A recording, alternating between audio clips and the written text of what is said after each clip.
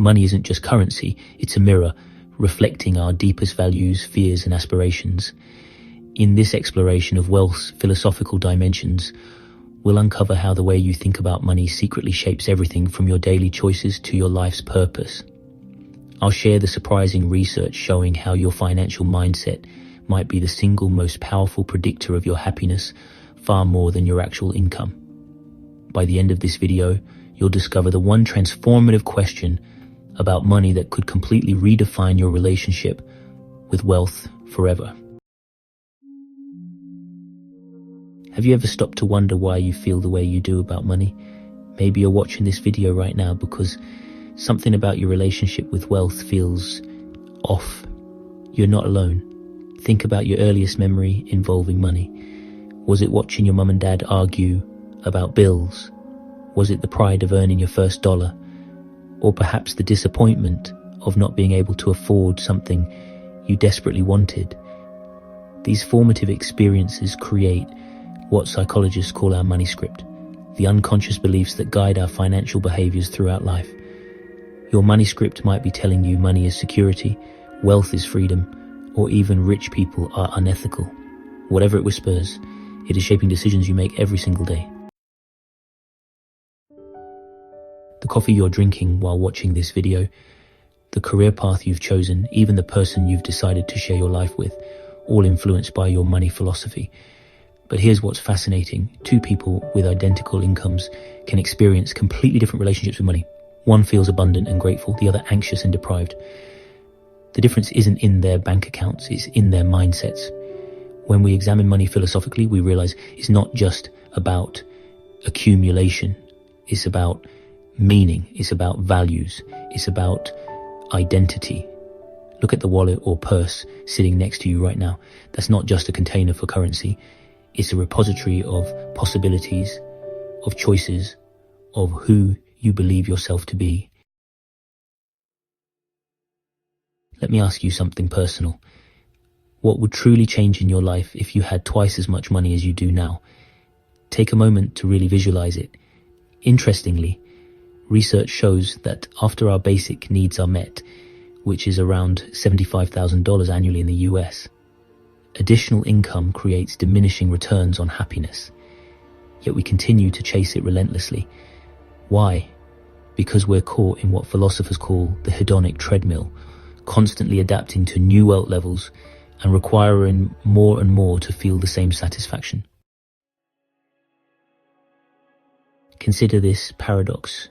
Money is simultaneously everything and nothing. It's a social construct with no inherent value beyond what we collectively assign to it.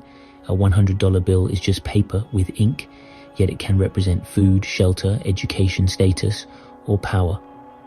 This dual nature creates a profound tension in how we relate to it. You might be thinking, sure, but more money would still solve my problems. Maybe.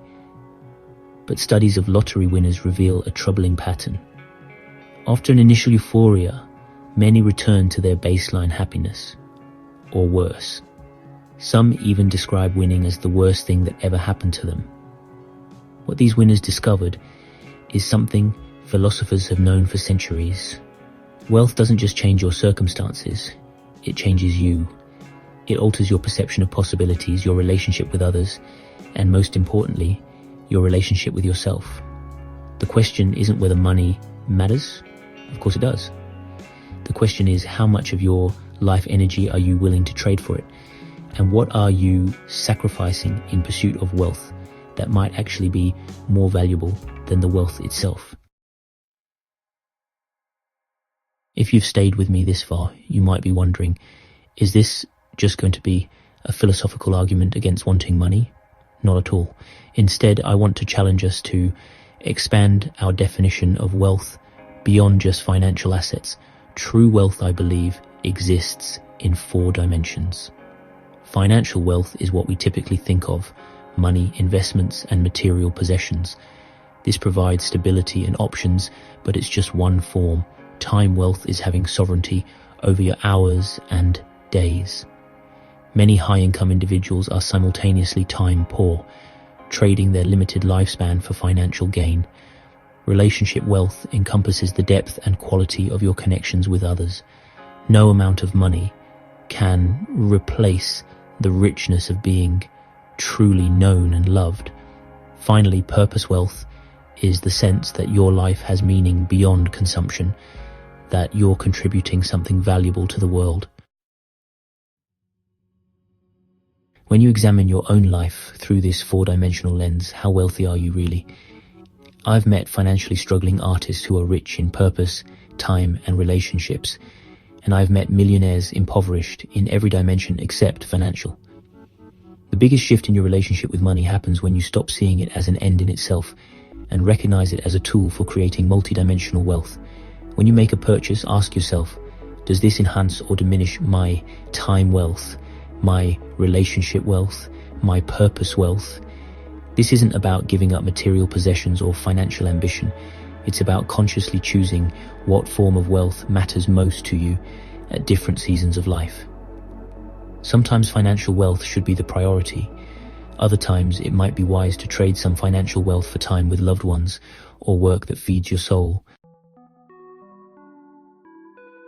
We've explored how money shapes our identity, examined the paradox of wealth, and redefined what it means to be truly wealthy. Now I promised you one transformative question that could redefine your relationship with money forever. Here it is. If my bank account could talk, what would it say about what I truly value? Your spending is the ultimate truth teller about your priorities. Not what you say you value, not what you wish you valued, but what you actually value enough to exchange your life energy for. Look at your last 10 purchases. What story do they tell? Are they aligned with the person you want to be, with the life you want to create, with the legacy you hope to leave? There's no judgment here. The point isn't to shame yourself for buying that expensive coffee or splurging on a vacation. The point is awareness. When your spending aligns with your deepest values, money becomes a powerful force for creating the life you actually want, not the life society tells you to want. This alignment is the secret to feeling satisfied with money, regardless of how much you have. When each dollar serves your authentic purpose, the constant craving for more begins to dissolve. So tonight, I invite you to look at your recent financial choices and ask yourself, what values are these purchases expressing, and are they the values I want to live by? This simple practice, done regularly, can transform your relationship with money from one of anxiety or attachment to one of alignment and purpose. The philosophy of money isn't just an academic exercise, it's an invitation to live more consciously. By examining your money script, acknowledging the paradoxes of wealth, embracing a multi-dimensional definition of abundance, and aligning your spending with your values, you create a relationship with money that serves your authentic self. Remember, in a world obsessed with financial worth, the most revolutionary act is to define wealth on your own terms. Whether you have a little or a lot, how you relate to money will shape your happiness far more than the actual amount in your account. I hope this exploration has given you a new lens through which to view your relationship with wealth. Perhaps the next time you open your wallet or check your bank balance, you'll see not just numbers, but reflections of your values, your choices, and the life you're creating. I'm Jack from the Millionaire Institution, and it's been a pleasure, as always. Until next time, may your relationship with money be as rich and meaningful as the life it helps you build.